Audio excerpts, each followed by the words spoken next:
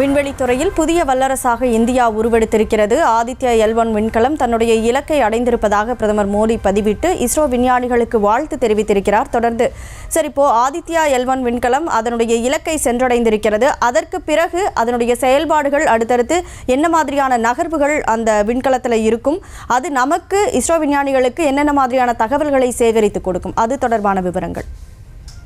சூரியன் என்பது பூமியிலிருந்து சராசரியாக ஒரு 15 கோடி கிலோமீட்டர் தொலைவில் இருக்கிறது. சூரியன் தான் பூமியில் உயிர் வாழ்க்கையை சாத்தியப்படுத்துகிறது.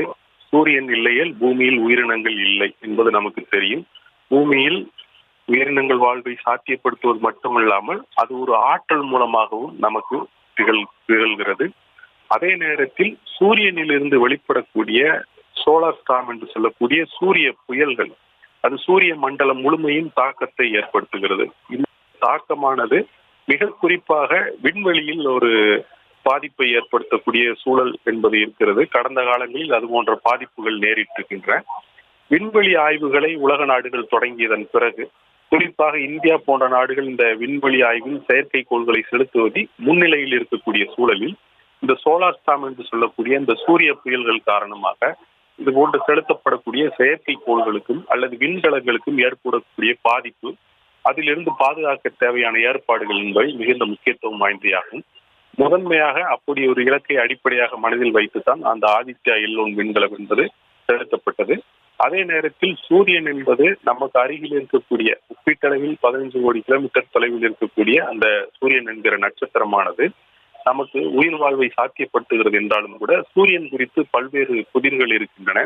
அந்த புதிர்கள் இன்னும் விடுவிக்கப்படாமல் இருக்கின்றன. குறிப்பாக இந்த சூரியனுடைய மேற்பரப்பிற்கு வெளியே இருக்கக்கூடிய கொரோனா என்ற அந்த பகுதியானது மிகுந்த வெப்பநிலை கொண்டதாக இருக்கிறது. அந்த வெப்பநிலை எப்படி ஏற்படுகிறது? ஏனெனில் சூரியனுடைய மேற்பரப்பு வெப்பநிலை ஒப்பிடும்போது அந்த கொரோனா என்ற பகுதியினுடைய வெப்பநிலை மிக அதிகமாக இருக்கிறது. அந்த கொரோனல் ஹீட்டிங் என்று அதை சொல்வார்கள். அது எப்படி அந்த பகுதி சூடேறுகிறது என்பது இன்னும் விடுவிக்கப்படாத ஒரு புதிராக இருக்கக்கூடிய நிலையில் அது குறித்த ஆய்வுகள் உலகம் முழுவதும் மேற்கொள்ளப்படுகின்றன. அந்த வகையில் அந்த ஆய்வை இந்தியாவும் மேற்கொள்கிறது.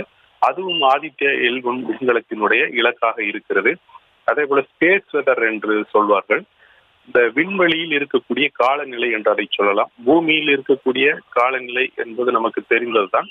இந்த காலநிலை என்பது நாம் கணிக்கக்கூடியதாக இருக்கிறது. மழை, புயல் போன்றவற்றை முன்கணிக்கிறோம். அதற்கு தகுந்த முன்னேற்பாடுகளை நாம் செய்கிறோம். அதே போல விண்வெளி காலநிலை என்பதும் ஒன்று இருக்கிறது. அது குறித்த ஆய்வுகளும் கூட நமக்கு தேவைப்படுகின்றன. ஏனெனில் நிலவு, செவ்வாய் என்று ஆய்வுகளை மனிதகுலம் நீட்டிக்கொண்டே போகிறது. அதே போல செயற்கைக்கோள்கள் ஏவப்படுகின்றன, விண்கலங்கள் செலுத்தப்படுகின்றன. விண்வெளிக்கு மனிதர்களை அனுப்பக்கூடிய திட்டங்கள் இருக்கின்றன. இன்னும் வருங்காலங்களில் நிலா, செவ்வாய் என்று கூட மனிதர்களை அனுப்பக்கூடிய திட்டங்கள் இருக்கும் பொழுது இந்த விண்வெளி காலநிலை என்பது எப்படிப்பட்டதாக இருக்கிறது, அந்த காலநிலை எத்தகைய பாதிப்புகளை ஏற்படுத்தும், அந்த விண்வெளி காலநிலையிலிருந்து எப்படி பாதுகாத்துக் கொள்வது என்பது தொடர்பான ஆய்வுகளும் முக்கியத்துவம் பெறுகின்றன. ஆக ஆதித்யா L1 விண்கலம் என்பது அதில் இருக்கக்கூடிய கருவியானது இந்த ஸ்பேஸ் வெதர் என்று சொல்லக்கூடிய அந்த விண்வெளி காலநிலை குறித்த ஆய்வுகளையும் மேற்கொள்ளும் என்று ஏற்கனவே இஸ்ரோ விஞ்ஞானிகள் தெரிவித்திருந்தார்கள். இதே போல சூரியனில் இருந்து வெளிப்படக்கூடிய பார்ட்டிகிள்ஸ் என்று சொல்வார்கள், அடிப்படை துகள்கள். இந்த அடிப்படை துகள்கள் எத்தகைய தன்மை கொண்டவை, சூரியனில் இருந்து வெளிப்படக்கூடிய காந்த புலம் என்பது எப்படிப்பட்டதாக இருக்கிறது. ஏனெனில் பூமி என்பது பூமியை சுற்றி ஒரு காந்த புலம் இருக்கிறது. அதே போல சூரியனை சுற்றியும் அந்த காந்த புலம் இருக்கிறது. இந்த இரு காந்த புலங்களினுடைய உரசல்கள் காரணமாக வான் நிகழ்வுகள் எல்லாம் ஏற்படுகின்றன. அரோரா பொரியாலிசிஸ் என்றெல்லாம் கூட சொல்வார்கள். வட துருவத்தில் ஏற்படக்கூடிய அந்த வானியல் நிகழ்வுகளை எல்லாம் நாம் தொலைக்காட்சியில் பார்த்திருக்கக்கூடும். அதுபோல அந்த சூரியனுடைய காந்த புலம் என்பது பூமியின் மீது எத்தகைய தாக்கத்தை ஏற்படுத்துகிறது, அது எத்தகைய தாக்கத்தை ஏற்படுத்தக்கூடும் என்பது தொடர்பான ஆய்வுகளும் மிகுந்த முக்கியத்துவம் வாய்ந்தவை. அதையும் இந்த ஆதித்யா L1 விண்கலம் மேற்கொள்ளும் என்று இஸ்ரோ விஞ்ஞானிகள் தெரிவித்திருக்கிறார்கள்.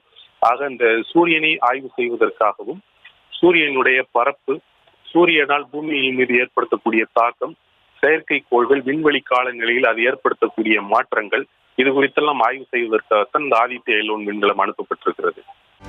செய்திகளை உடனுக்குடனும் துல்லியமாகவும் தெரிந்து கொள்ள சப்ஸ்கிரைப் பண்ணுங்க.